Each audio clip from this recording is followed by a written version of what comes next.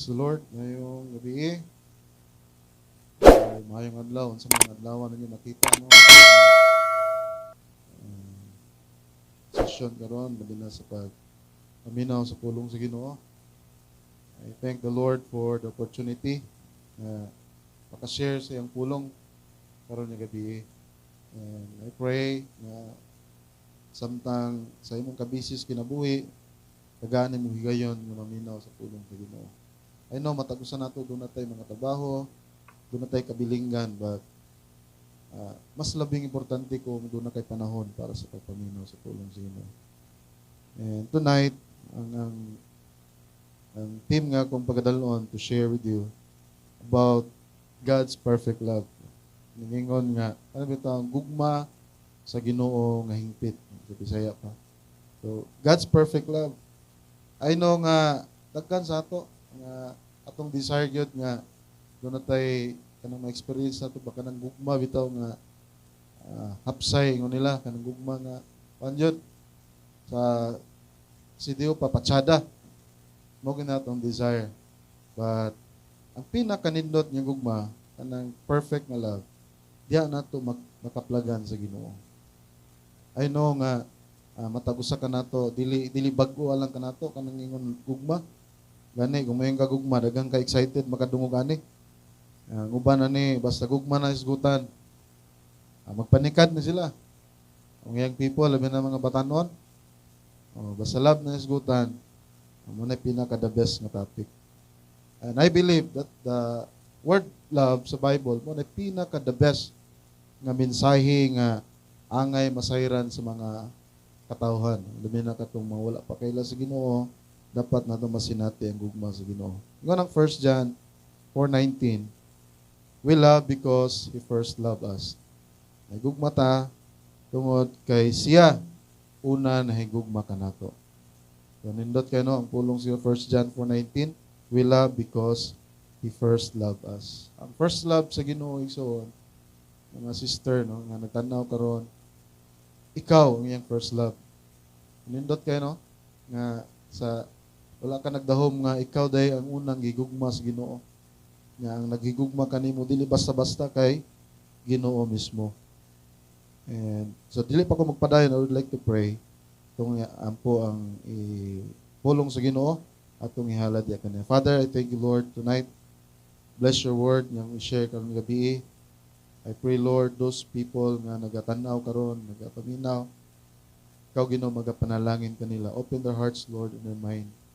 Nga masabtan nila Ginoo ang imong pulong.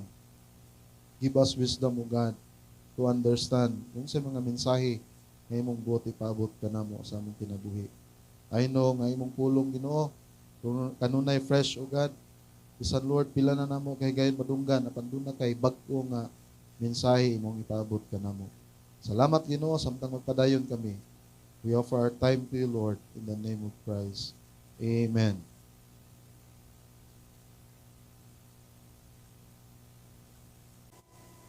So, God's perfect love.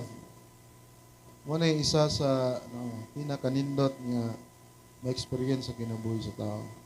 Tungod kay daghan mga broken-hearted, tungod kay lahi ang ilang pagsabot sa gitawag nga gugma.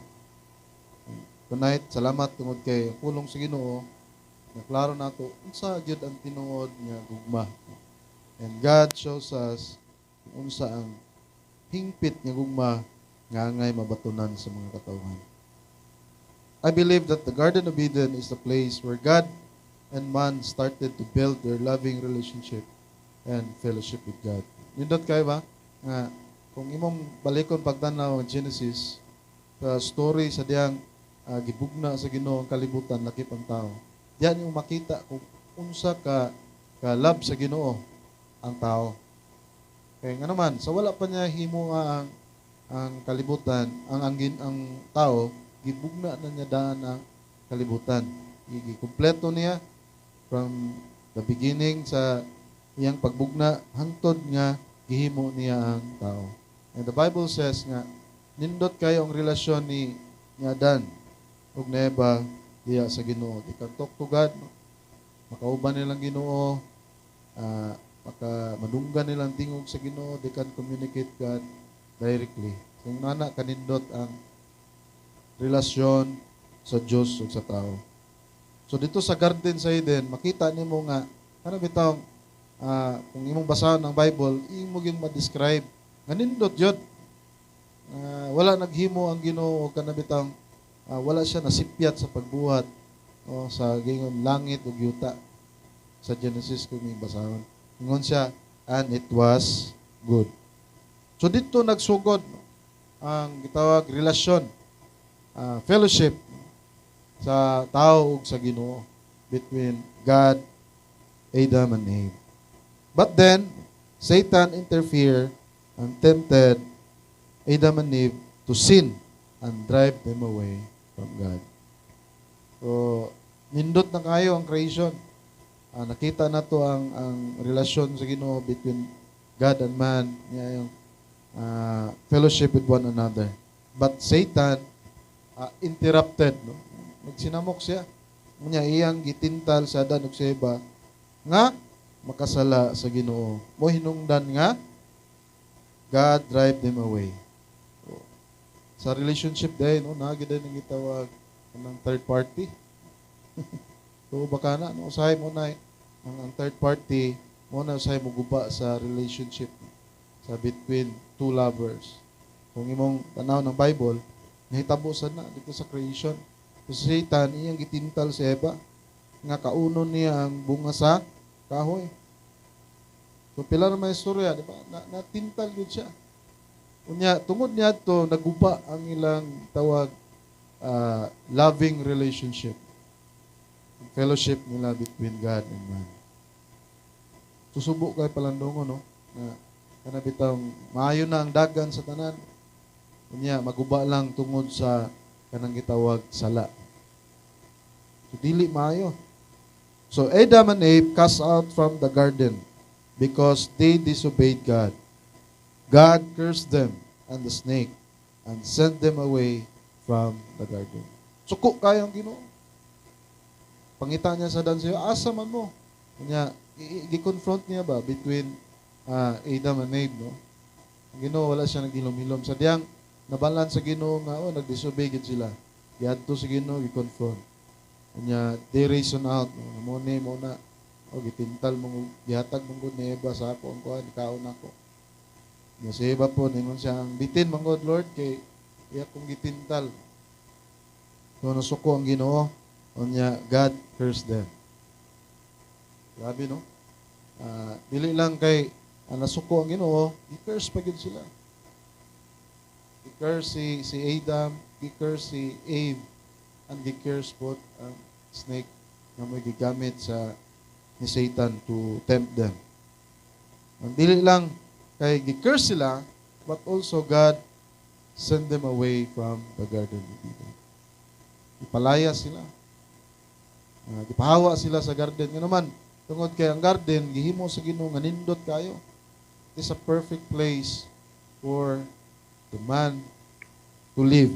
Muna'y nindot nga lugar, angay puyan sa mga tao. But because dunay sala, ngayon lang nahimo, gipalaya sila sa Ginoo. Kaya nga naman, God is a holy God. So kung imong tanaw ng story from the beginning, nindot na to. But Satan tried to kanang iyang gi-destroy ang gihimo sa Ginoo, ang relasyon sa Ginoo sa tao. But wala natapos ang tanan diha, no? God did not stop there because of His great love. He find ways to take us back to where we belong. We belong to God and we are His. Nindot kayo. Bisan tuod i-curse sa Ginoo si Adan ug sa Eva, lakip na ang bitin. Apan nagipalaya sila. Pan wala nagpasabot nga kana bitong wala na sila bili at tubangan sa Ginoo. Wala na pasabot nga nawala na ang gugma sa Ginoo. Ang gugma manggod sa atong una-una lahi sa gugma nga buot ipakita sa Ginoo sa ato. Ang gugma sa Ginoo layo ra sa definition sa gugma sa kalibutan. So sa Biblia makita nato kung unsa gyud ang tinuod nga gugma. So wala na nahuman diya ang istorya sa relationship between God and man.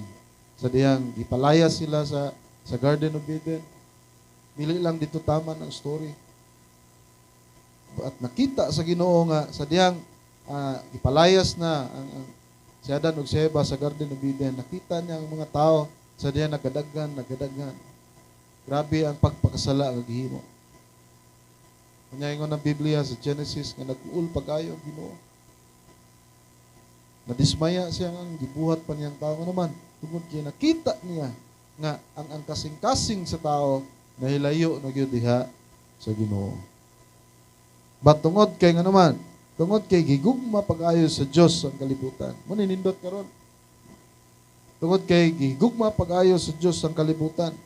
Ingon John 3:16, iyang gipadala iyang bugtong anak aron nang si bisan kinsa nga motuo dili malaglag apan makabaton sa kinabuhing walay katapusan.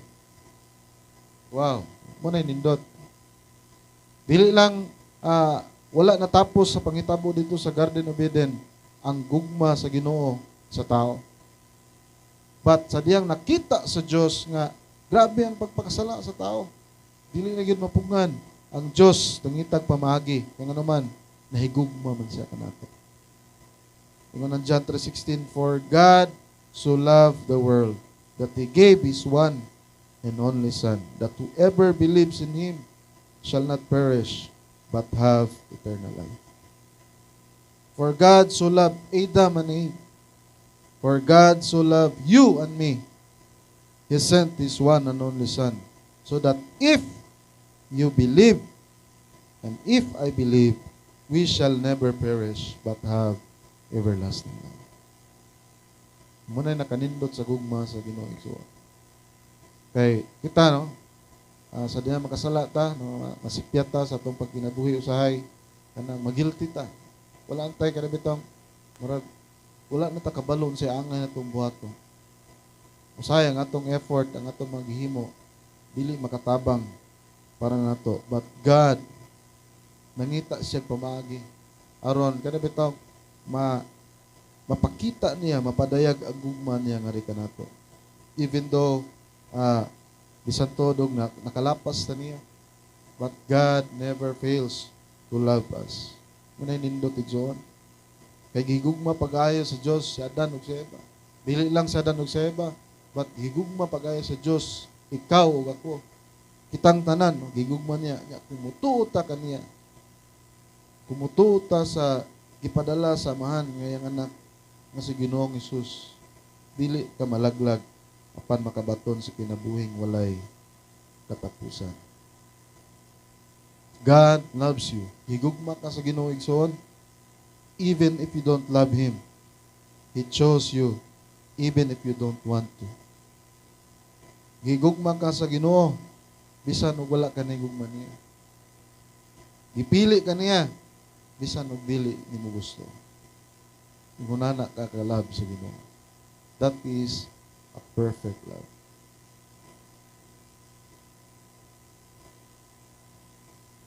Gusto ba ka na gugma? No, challenge sa ato ba nga daghan sa ato sig desire unta no, gugmaon unta ko ni kuan. Paghuman okay na kuan yung relationship. Then pagbingkil gamay no, isa sa inyo ang kanang ingon nila nga nibitaw no, sa inyong relationship. Wala na. Wala na yun. Ending na na yun. But biling una na ang love. Gusto sa Ginoo i-display nga rin ka nato. God shows us nga no matter what happened, ang gugma kinanglan magpabilin diha kanimo kanako.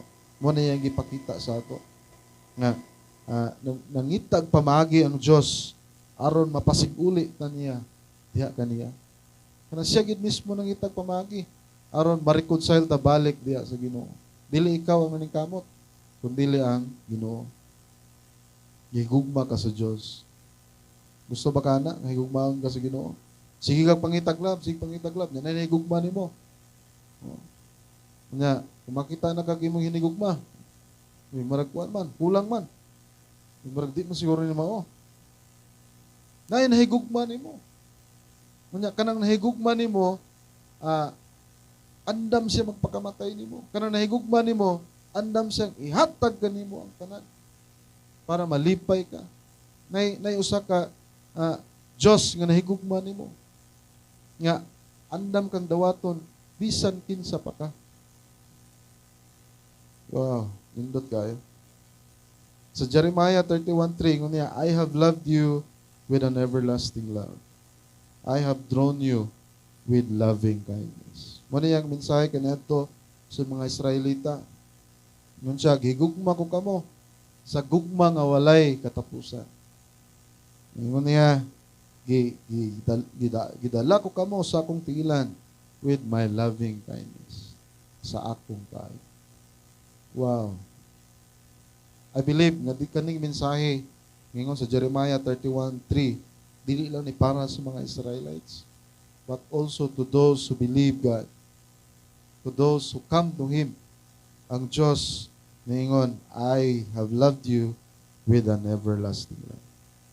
In return, ingon ang pulong sa Ginoo sa Luke chapter 10 verse 27, we must love God with all that we are.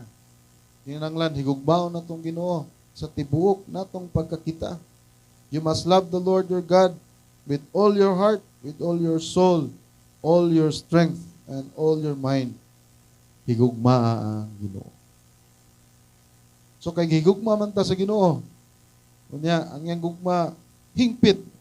Wala kay kasaway, wala kay kanabitang makita nga fault sa iyang love nganuman. Tungod kay perfect ang love sa Ginoo. And God wants you to love Him.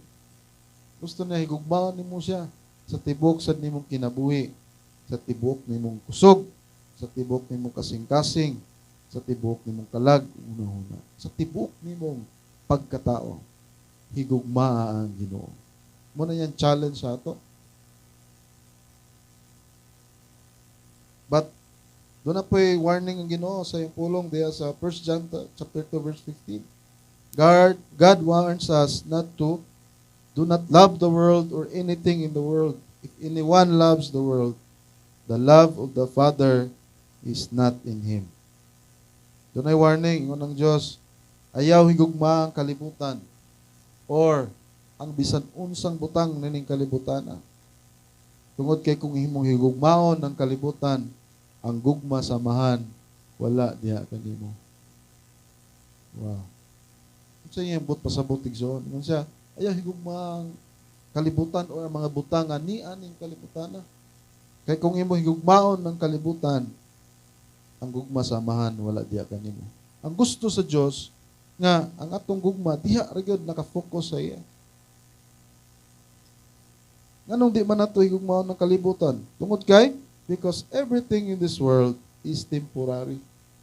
Tanan nga nianing kalibutan temporary exon. What the world could give you or offer will not last forever. Muna'y kamaturan. Munang nag-warning ang Ginoo sa ato, siya ay mong higugmaon, ang Diyos atong higugmaon nga naman. Tungod kay kaning kalibutan nga gibuhat or ang butang nga niya ning kalibutan dili mulungtad sa walay katapusan.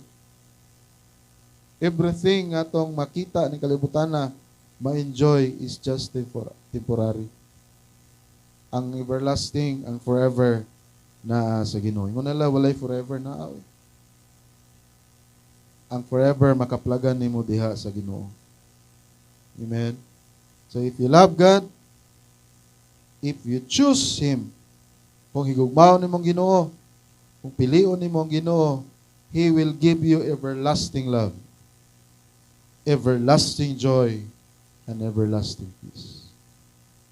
Kung imong higugmaon ng Ginoo, imong pilion ng Ginoo, ihatag sa Dios kanimo ang walay katapusan nga gugma, walay katapusan nga kalipay, walay katapusan nga kalinaw.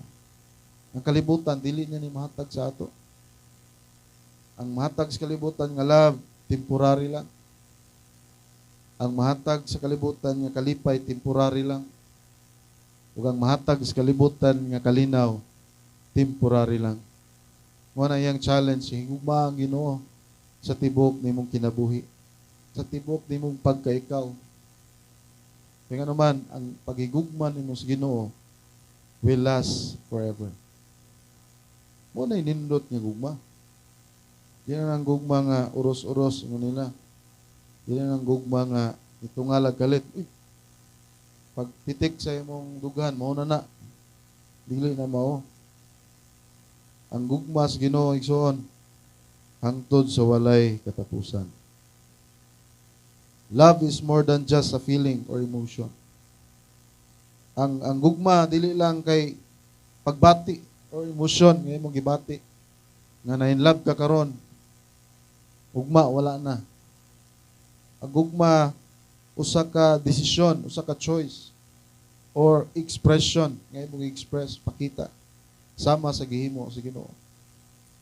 Di ba nga ng Bible, iyang sadyang bisan makasasala pa kita.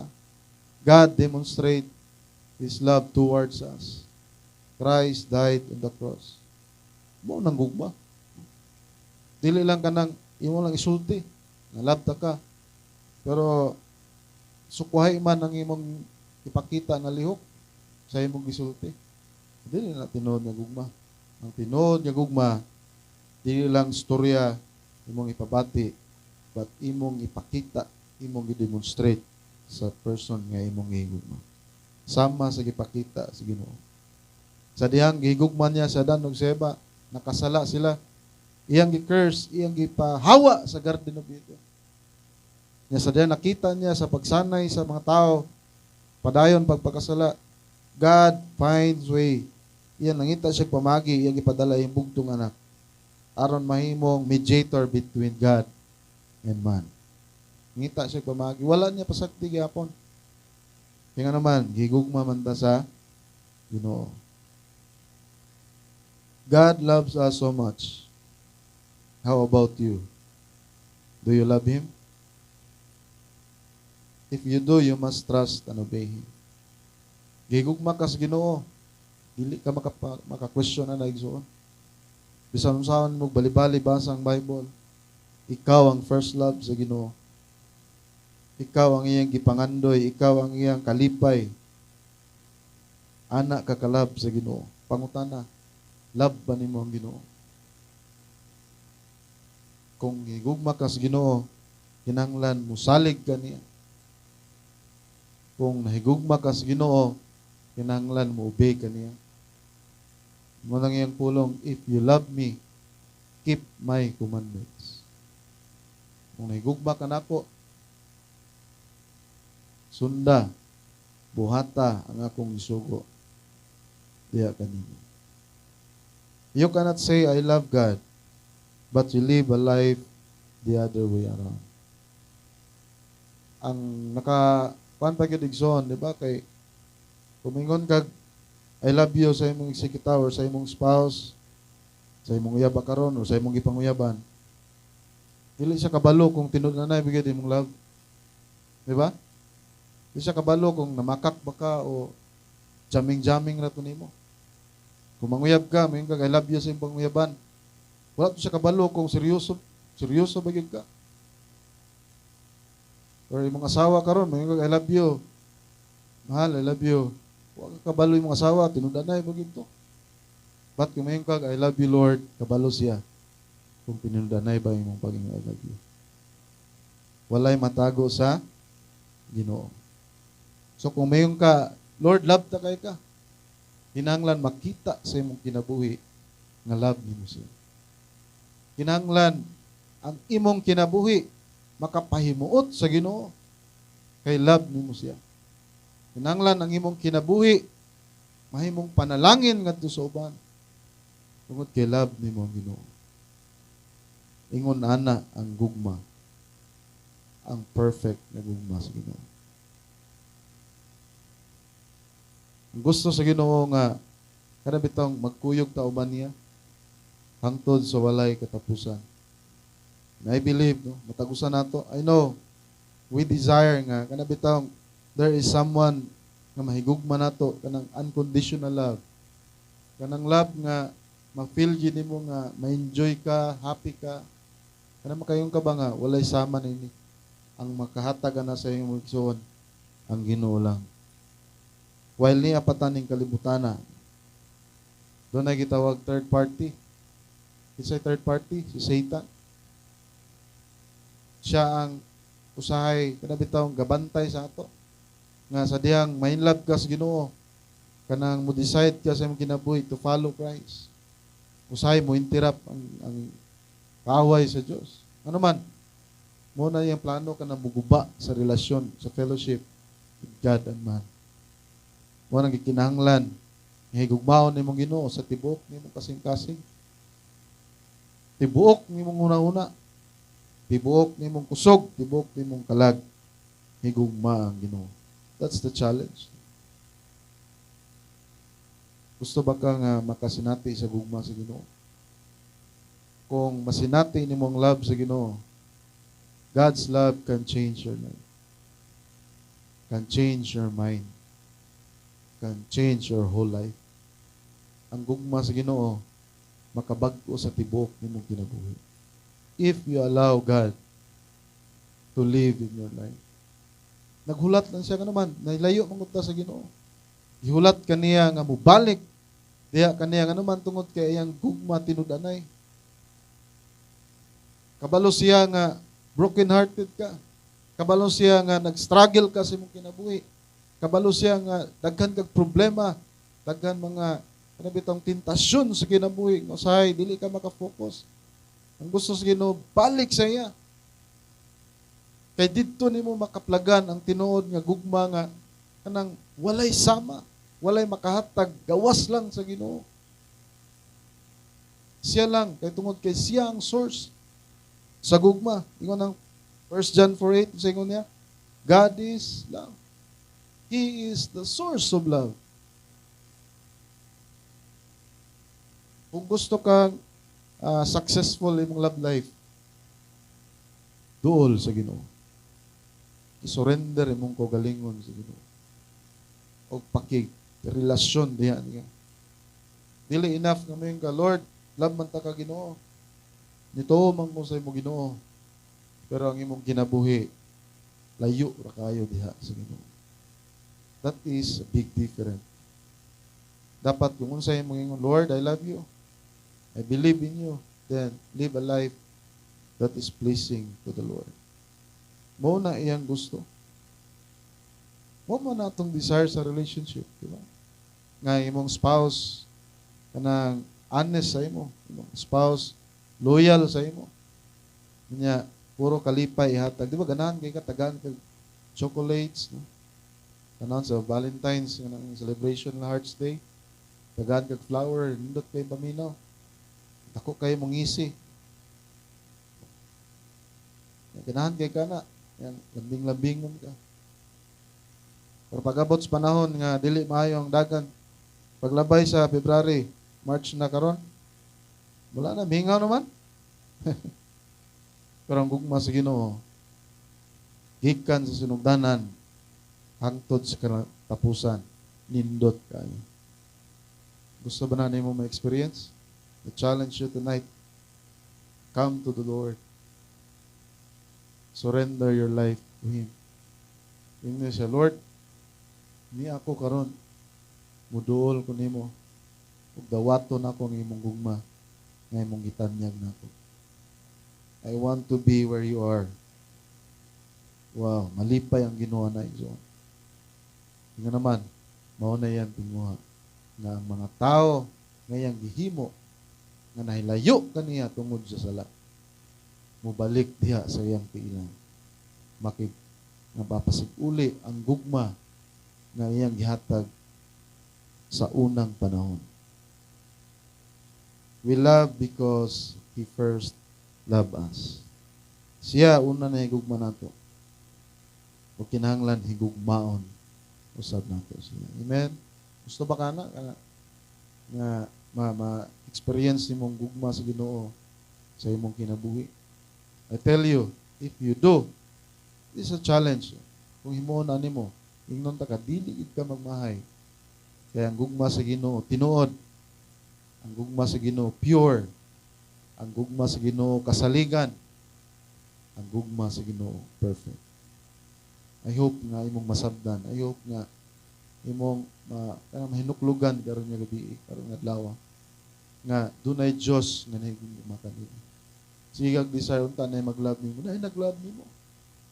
You love ka sa Ginoo. Sige lang takadong na Jesus loves you. Pero wala kayo takasabot. Jesus loves you from the beginning till the end. So siya ang nahigugma nimo gikan sa sunugdanan hangtod sa katapusan, dili niya walaon iyang gugma kanimo. Tungod kay ikaw una niyang gigugma. Amen. So salamat sa Ginoo. Kanindot kayo no ang word sa Ginoo. Unta no kitang tanan ma-experience na to ang gihatag nga gugma sa Ginoo nga kanato. Dugay na nga panahon gi-offer ni Christ ang iyang kaugalingon para ma-reconcile ta balik diya sa amahan.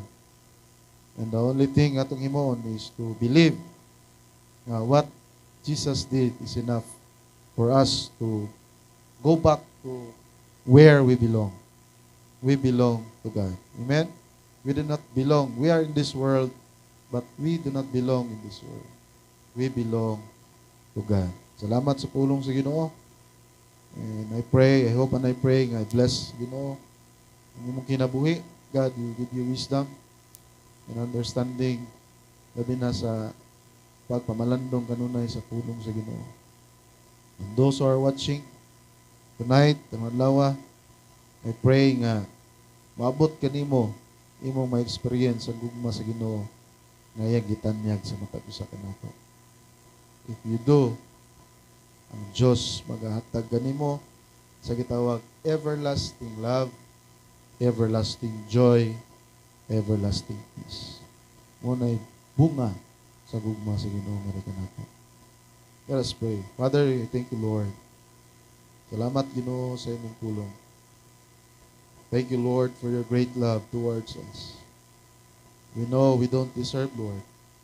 But salamat tungod kay bisan dili mi deserving, Ginoo.